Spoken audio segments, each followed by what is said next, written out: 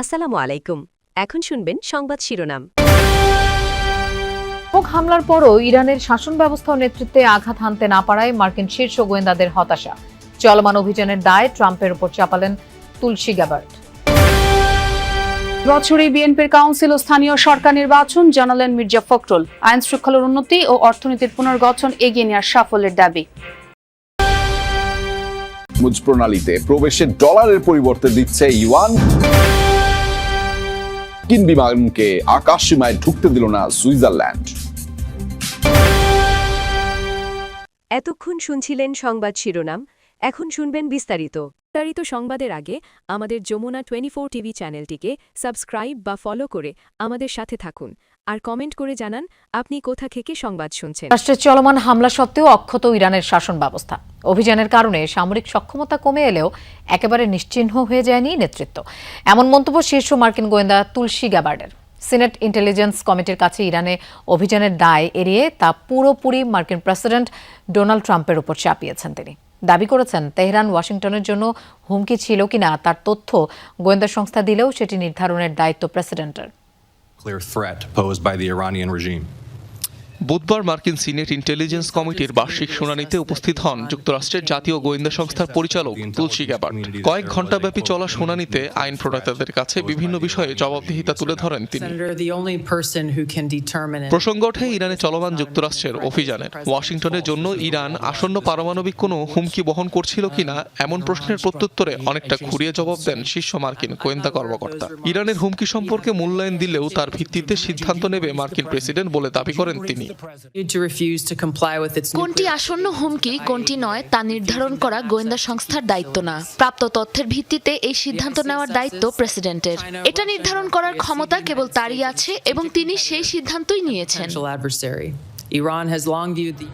2 সপ্তাহেরও বেশি সময় ধরে চলা হামলার পরও অক্ষত রয়েছে ইরানের শাসন ব্যবস্থা বলে দাবি করেন তুলসী গ্যাবার্ড। হামলায় তেহরানের সামরিক সক্ষমতা কমলেও তা একেবারে নিশ্চিহ্ন হয়নি বলে মত তার। গোয়েন্দা সংস্থার মূল্যায়ন বলছে ইরানের শাসন ব্যবস্থা এখনো অক্ষত, কিন্তু নেতৃত্ব ও সামরিক সক্ষমতার উপর হামলার কারণে দেশটি ব্যাপকভাবে দুর্বল হয়ে পড়েছে। প্রচলিত সামরিক সক্ষমতাও সীমিত হয়ে পড়েছে। ইরানের কৌশলগত অবস্থান উল্লেখযোগ্যভাবে অবমিত হয়েছে। অতি সম্প্রতি ইরানের অভিযানের জেরে পদত্যাগ করেন মার্কিন কাউন্টার টেররিজম ইউনিটের প্রধান। ওয়াশিংটনের জাতীয় নিরাপত্তার জন্য তেহরান আসন্ন কোনো হুমকি বহন করছিল না বলে দাবি করেন তিনি। চলতি বছরে বিএনপির কাউন্সিল ও স্থানীয় সরকার নির্বাচন হবে বলে জানিয়েছেন বিএনপি মহাসচিব ও স্থানীয় সরকার মন্ত্রী মির্জা ফখরুল ইসলাম আলমগীর। সাংবাদিকদের সঙ্গে মতবিনিময়ে তিনি বলেন, আওয়ামী লীগের কার্যক্রম ও জুলাই সনদ বাস্তবায়ন প্রসঙ্গেও আইন শৃঙ্খলা পরিস্থিতির উন্নতি ও অর্থনীতির পুনর্গঠন এগিয়ে নেওয়াকে সরকারের বড় সাফল্য বলে দাবি করেন বর্ষিয়ান এই নেতা।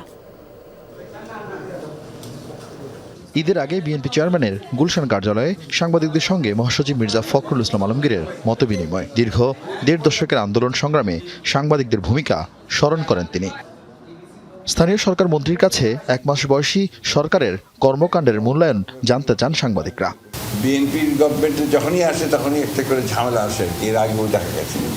এবার তো বড় এসছে আপনার ইরান যুদ্ধ, যোগ্যতার সঙ্গে এই জিনিসগুলোকে মোকাবেলা করা গেছে, চ্যালেঞ্জগুলো মোকাবেলা করা গেছে। তার মধ্যে সবচেয়ে বড় হচ্ছে যে তেলের দাম এখনও বাড়েনি।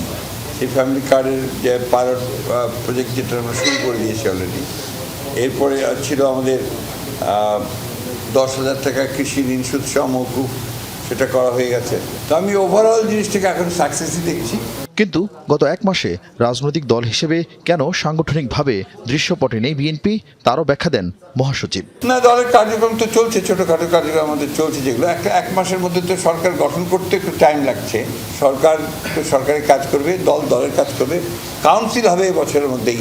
বিচ্ছিন্ন কেউ হয়নি, আমরা সবাইকেই আমরা হয় আপনার রাজনৈতিক দলের সঙ্গে, সরকারের সঙ্গে, জনগণের সঙ্গে আমরা সম্পৃক্ত করবো, এ ব্যাপারে আপনারা নিশ্চিত থাকে। কার্যক্রম নিষিদ্ধ আওয়ামী লীগের কর্মকাণ্ড নিয়েও কথা বলেন স্থানীয় সরকার মন্ত্রী।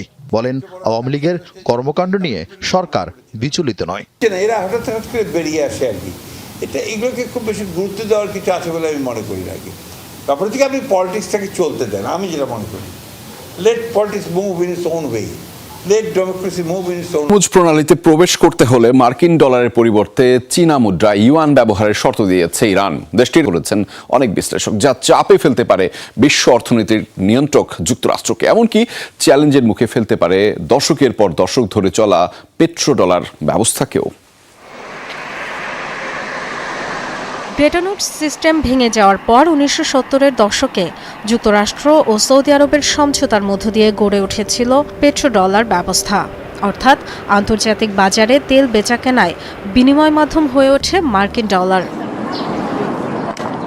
এরই জেরে বিশ্ব অর্থনীতির নিয়ন্ত্রক হয়ে ওঠে তবে সাম্প্রতিক বছরগুলোতে চেষ্টা করছে ডলার নির্ভরতা কমানোর।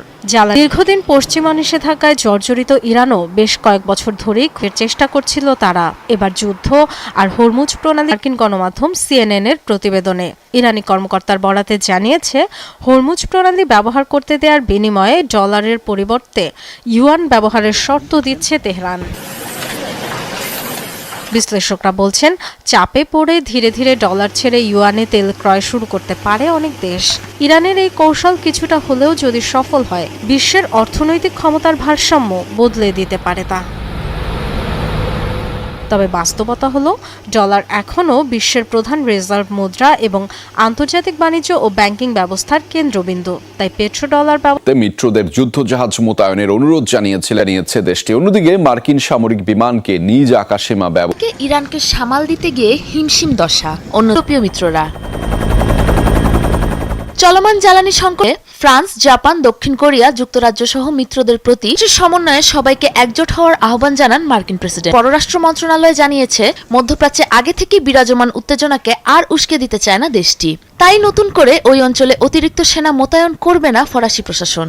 ভূমধ্যসাগরে মোতায়েনকৃত দেশটির নৌবহর ও স্ট্রাইক গ্রুপকে অনুরোধ উপেক্ষা করে মার্কিন সামরিক বিমানকে যুক্তরাষ্ট্রের দুটি নজরদারি উড়োযানকে প্রবেশ করতে দেয়া হয়নি। আকাশসীমা ব্যবহারের অনুমতি পাবে কোনো মার্কিন বিমান। দেশ ইতালি হরমুজ প্রণালী দিয়ে নিজেদের বাণিজ্যিক জাহাজ ফুরিয়ে আসছে ইসরায়েলের মিজাক সংকটের বিষয়ে যুক্তরাষ্ট্রকে অবগত করেছে তেল আবিব। এক মার্কিন কর্মকর্তার বরাতে এসব তথ্য প্রকাশ করেছে যুক্তরাষ্ট্র ভিত্তিক সংবাদ মাধ্যম সেমাফোর। এদিকে CNN জানিয়েছে, বিদ্যমান প্রতিরক্ষা ব্যবস্থা দিয়ে ইরানের গত 2 সপ্তাহ ধরে ইসরায়েলি ভূখণ্ড লক্ষ্য করে প্রতিদিন দফায় দফায় হামলা চালাচ্ছে ইরান। মুহুর্মুহু ড্রোন মিসাইল বৃষ্টি ঠেকাতে তেল আবিবকে খরচ করতে হচ্ছে বিপুল সংখ্যক বিভিন্ন পাল্লার ব্যালিস্টিক মিসাইল প্রতিহতে মূলত ব্যবহার করা হয় ইন্টারসেপ্টরের মজুদ এখন শেষের পথে, ফলে ক্রমশ দুর্বল হয়ে পড়ছে। কর্মকর্তার বরাতে সংবাদ মাধ্যমটি জানিয়েছে, এরই মধ্যে উদ্বেগজনক গত জুনে ইরানের সাথে 12 দিনের যুদ্ধে বিপুল সংখ্যক ইন্টারসেপ্টর খরচ করে ফেলেছে দেশটি।